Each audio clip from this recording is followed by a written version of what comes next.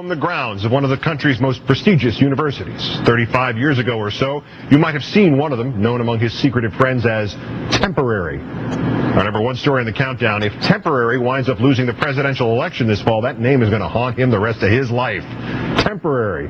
His name in the Yale University secret society Skull and Bones, better known to you as President George Bush. Now, for the first time in the history of that Yale club, two of its former members will go head-to-head for the presidency. Also the first time in the history of that slightly less secretive organization, the United States of America. That's right, John Kerry was also in Skull and Bones. In a moment, a journalist at Yale who has removed some of the unknowns from the bones. First, who are these people? Skull and Bones dates to 1832. It was, in fact, a reaction to a secret society, the Masons, then much more influential than they are today. Founder William Huntington Russell thought of his little conclave as sort of anti-Masons, and as a home for the wealthy and the powerful and the people who would do anything for another bonesman.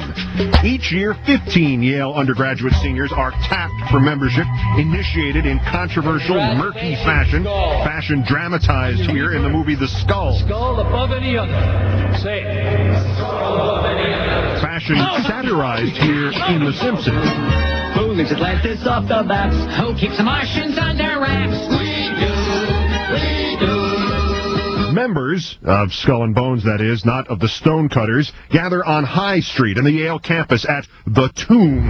New members, the neophytes, are expected to do things like lie in coffins and wrestle in mud and kiss a skull and confess their sexual histories in front of the group to bond themselves together further still, and presumably just for a few laughs.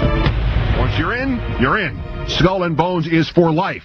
Talking about Skull and Bones is for others. And there are a lot of bonesmen who did not talk, but did succeed. Henry Luce, who created Time Magazine and all its cousins.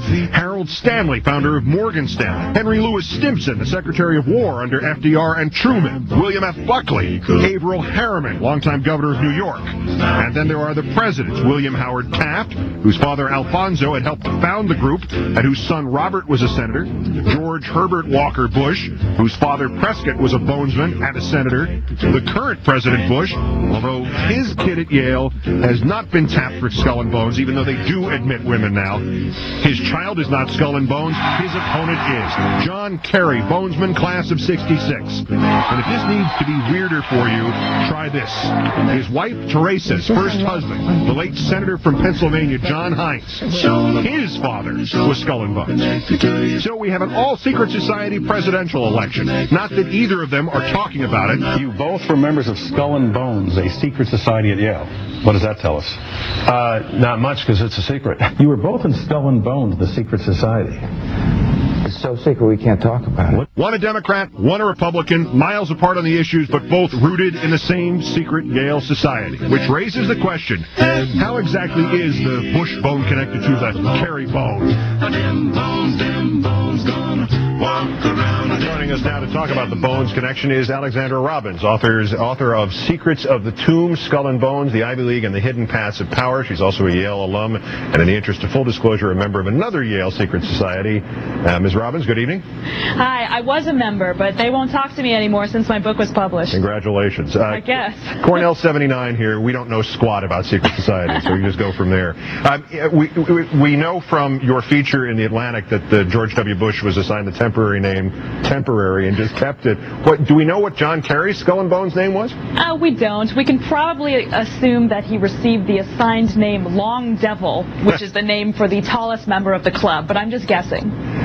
There seems to be no middle ground about this organization. Either the group is viewed as the warm-up act for the Trilateral Commission, or it is a society devoted to making people think that it's nefarious and then giggling when people take it seriously.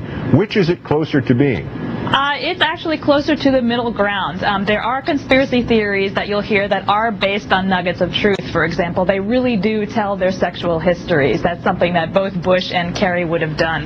The sole purpose of Skull and Bones is to get members into positions of power, and then to have those members hire other members to prominent positions, which is something that President Bush has done. Basically, this is probably the most powerful and elite alumni network in the country, and that's the significance of Skull and Bones. Well, what happens when two bonesmen are in conflict, like, say, if they run against each other for president? Are there rules of conduct among bonesmen to cover this? I've actually asked members of Skull and Bones what happens if it's a Bush-Kerry election. They told me they don't care. It's a win-win situation for Skull and Bones. So there is no instruction, and there's nothing that prevents, obviously there's nothing that would prevent Kerry from running against the sitting bonesman, and so this is a secret society with all these rules and help your fellow bonesmen up until a point. Well, this is an organization that's basically one huge superiority complex, and they're just thrilled to have bonesmen running against bonesmen, because that means that no matter who wins, there's going to be a connection in the White House for them. And if we broke into that place on High Street in New Haven, Connecticut, we would see what? Something that looked like a Harry Potter adventure ride at an amusement park? Something like that. You'd see dozens of skulls, skeletons, art celebrating death, war memorabilia, and several allegedly stolen items that bonesmen supposedly were supposed to take as gifts to the society's goddess. I am not making this up. And what happened to her? Well, according to Skull and Bones legend, in 322 BC, which is why you see the number 322 associated with bones, the Greek orator Demosthenes died. When he died, the goddess Eulogia, whom Skull and Bones calls the goddess of eloquence, arose to the heavens, and she didn't happen to come back down again until 1832, when Russell formed Skull and Bones. So now everything in the society is done in deference to this goddess. They have sacred anthems to her, they have a shrine to her, and they're supposedly encouraged to go steal things and bring them back to her in the tomb. Now I get it. At Cornell, we just stole things for the hell of it. Alexandra Robbins, author of Secrets of the Tomb, many thanks. Sure. Appreciate it. One more thing you need to know about tonight's #1 story, the amount of money that members of Skull and Bones are rumored to get when they graduate from Yale, $15,000. Although, as Robbins Magazine article concludes by quoting one of Mr. Bush's contemporaries as saying, "I'm still waiting for mine." Let's recap.